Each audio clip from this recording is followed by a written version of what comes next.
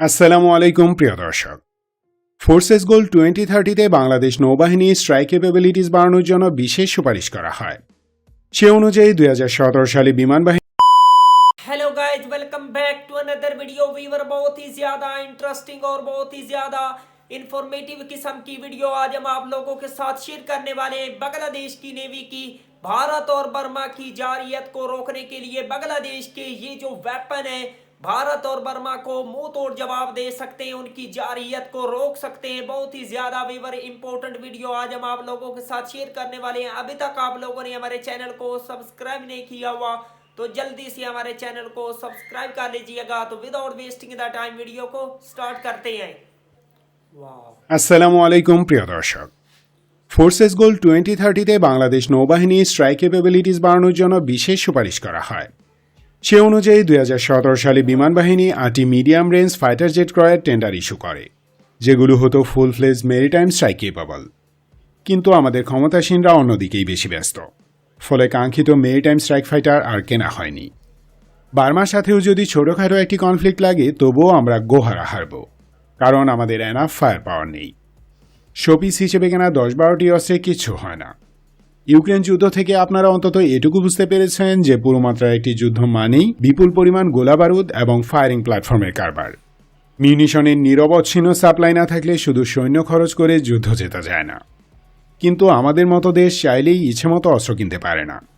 এ ধরনের সিচুয়েশন সামাল দেওয়ার জন্যই ট্যাকটিক্যাল ওয়েপন সিস্টেম ডেভেলপ করা হয়েছে। ট্যাকটিক্যাল ওয়েপনের অনেক ক্যাটাগরি আছে, স্ট্যান্ড অফ ওয়েপন সিস্টেম তার মাঝে একটি। স্ট্যান্ড অফ ওয়েপনসমূহ ল্যান্ড, এয়ার অ্যান্ড সি এই 3 ডোমেইন থেকেই লঞ্চ করা যায়। বাংলাদেশের এই মুহূর্তে স্ট্যান্ড অফ ওয়েপন্সের ন্যূনতম একটি মজুদ গড়ে তোলা বাধ্যতামূলক। আর তেমন একটি স্ট্যান্ড অফ ওয়েপন হল তুর্কি সম ক্রুজ মিসাইল এবং এর launching platform Akinci UAV. Akinci কিভাবে বাংলাদেশ নেভিকে দক্ষিণ এশিয়ার সবচেয়ে ভয়ঙ্কর নৌবাহিনীতে পরিণত করতে পারে সেটাই দেখাবো। গ্যারান্টি দিয়ে বলতে পারি, এই ভিডিও দেখার পর আপনি নিজেও অ্যামেজড হয়ে যাবেন। বুঝতে পারবেন কম খরচে ডেডলি ফায়ার পাওয়ার আমরা কিভাবে পেতে পারি। আরেকটি বিষয়, আমাদের নতুন চ্যানেলের পাশাপাশি ডিফেন্স আপডেট বাংলাদেশেও নিয়মিত ভিডিও পাবলিশ করব ইনশাল্লাহ। সো আপনাদের সাপোর্ট একান্ত কাম্য।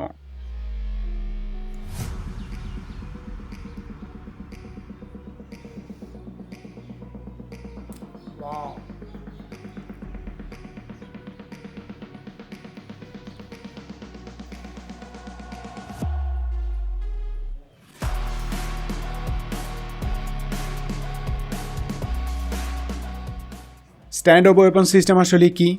স্ট্যান্ড অফ ওয়েপন হলো এমন এক অস্ত্র যা দিয়ে একটি নির্দিষ্ট টার্গেটে হিট করা গেলেও সেই টার্গেটের নিরাপত্তায় নিয়োজিত অস্ত্র দিয়ে আক্রমণকারীকে ঘায়েল করা যায় না। যেমন ধরুন, বাংলাদেশ তার আকাশসীমা থেকে একটি মিসাইল ফায়ার করলো যা ইন্ডিয়া কিংবা মিয়ানমারের সীমান্তের ভিতরে একটি নির্দিষ্ট লক্ষ্যে আঘাত হানবে। কিন্তু শত্রু বাহিনী তাদের ডিফেন্সিভ ওয়েপন দিয়ে attacking platform like fighter jet বা ড্রোনকে শটডাউন করতে পারবে না। অর্থাৎ শত্রুর নাগালের বাইরে থেকে তাকে হিট করার মতো অস্ত্রকেই স্ট্যান্ড অফ ওয়েপন বলা হয়। ক্রুজ মিসাইল, গ্লাইড বম্ব এবং শর্ট রেঞ্জ ব্যালিস্টিক মিসাইল এ ধরনের ওয়েপন।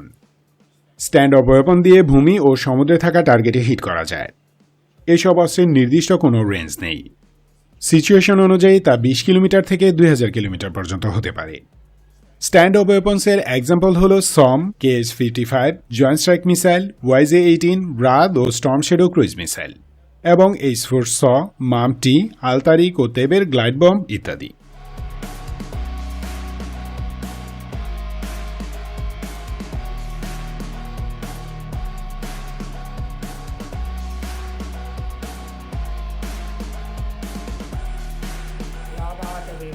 বাংলাদেশের অতি শত স্ট্যান্ড অফ ওয়েপন দরকার।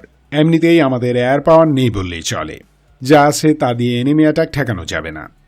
পাল্টা অ্যাটাকে শত্রুকে মিনিমাম লেভেলে ঘায়েল করতে না পারলে বিনা শর্তে সারেন্ডার করতে হবে। অ্যাটলিস্ট 200 কিলোমিটার রেঞ্জে স্ট্যান্ড অফ মিসাইল থাকলে এনিমি পার্টি কিছুটা হলেও ভয় পাবে। আক্রমণের উদ্দেশ্যে আমাদের সীমান্তের কাছাকাছি আসলে শত্রুকে বহাল তবিয়তে ফিরতে দিব না এমন অস্ত্রের প্রতি এনিমির একটা ভয় থাকে। আর ঘায়েল হবার এই ভয়ের কারণেই অনেক সময় শত্রুপক্ষ আক্রমণ থেকে বিরত থাকে। বাংলাদেশ যদি যথেষ্ট পরিমাণে স্ট্যান্ড অফ ওয়েপন্সের মজুত করতে পারে তাহলে সেটা আমাদের জাতীয় নিরাপত্তায় দুর্দান্ত অবদান রাখবে। আগ্রাসী বাহিনীকে ল্যান্ড ব্যাটলে সীমান্তের বাইরেই আটকে রাখতে পারবো আমরা। তাই আমাদের সিকিউরিটির জন্য স্ট্যান্ড অফ ওয়েপন্সের কোনো বিকল্প নেই।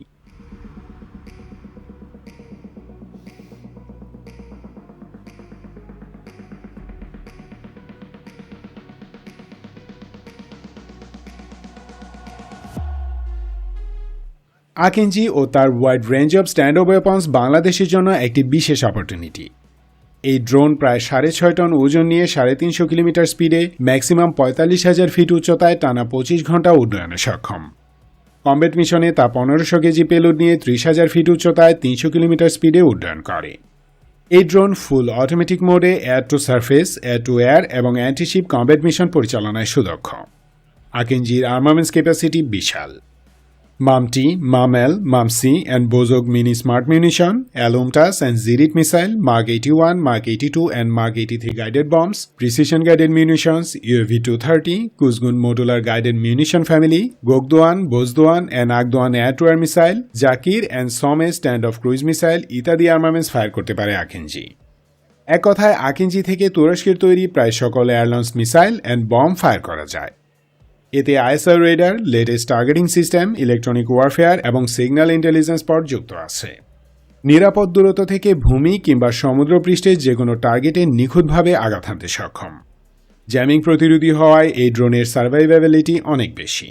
तो ये थे वीवर वेपन जो भारत और बर्मा की जारियत को रोक सकते हैं। बांग्लादेश की नेवी के बहुत ही ज्यादा वीवर शानदार किस्म के ये वेपन है, बहुत ही जबरदस्त किस्म की बांग्लादेश की नेवी के ये आर्म है और बांग्लादेश को इसी तरह बांग्लादेश की नेवी को और भी ज्यादा मजबूत करना है ताकि दुश्मन कभी भी बांग्लादेश की नेवी बांग्लादेश की तरफ से मैली आंख से देखने की कोशिश ना करे और बांग्लादेश की नेवी उसको मुंह तोड़ जवाब दे। अगर बांग्लादेश की नेवी भारत और बर्मा को मुंह तोड़ जवाब दे सके, फ्यूचर में भी अगर भारत या बर्मा म्यांमार ऐसा करने की कोशिश करेगा तो भारत को मुंह तोड़ जवाब मिलेगा बांग्लादेश की नेवी से।